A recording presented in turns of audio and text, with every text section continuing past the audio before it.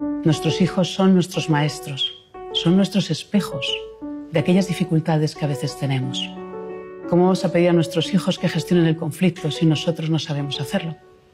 ¿Cómo vamos a pedir a nuestros hijos que digan las cosas con cariño si nosotros no sabemos tratarnos con cariño? Poder desarrollar la grandeza interna es el primer paso para la educación.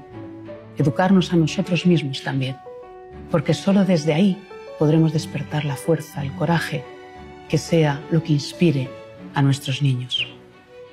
Y esto me recuerda a una de las experiencias que yo leí que más me impactaron, la biografía precisamente de Thomas Alva Edison.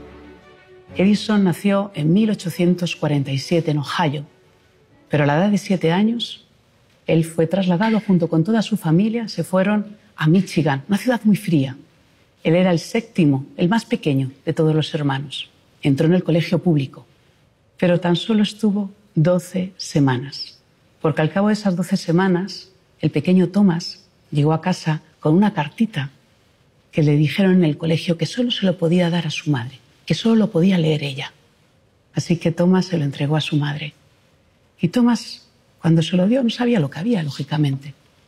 La señora Edison abrió la carta y la leyó. Y comenzó a llorar. El pequeño Thomas se quedó preocupado. ¿Qué pasa, mamá? ¿Qué pasa? Ella se recompuso y le dijo, Thomas, ¿sabes lo que escribe la carta? Lo que dicen, que eres un genio, y que ya la colegio no te puede enseñar más, que tengo que enseñarte yo. Bueno, y ahí empezó. Empezó a ser ella, la madre, la propia profesora.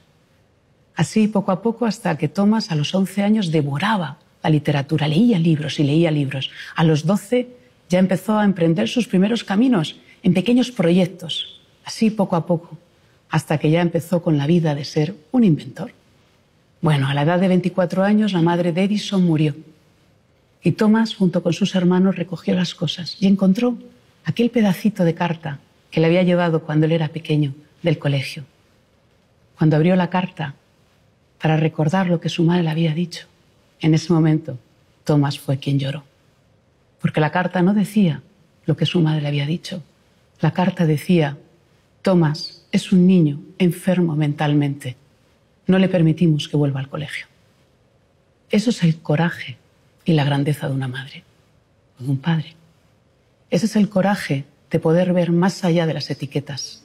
La grandeza que tenemos como padres consiste en ver la grandeza en nuestros hijos. Y ese es el camino que tenemos en la educación. Despertarlo dentro de nosotros, darnos cuenta que a veces tenemos conflictos, dificultades. Como decía, nuestros hijos son nuestros espejos. Esas dificultades están en nosotros, pero en la medida en que cada uno de nosotros, siendo padres, siendo educadores, podamos conectar con la grandeza, podamos conectar con nuestra vulnerabilidad, aprendamos a perdonarnos, aprendamos a vivir la vida de una manera mucho más delicada, en ese momento estaremos despertando la grandeza en nosotros y la grandeza en ellos. Y este es el gran camino de la educación, educar el corazón para despertar la grandeza.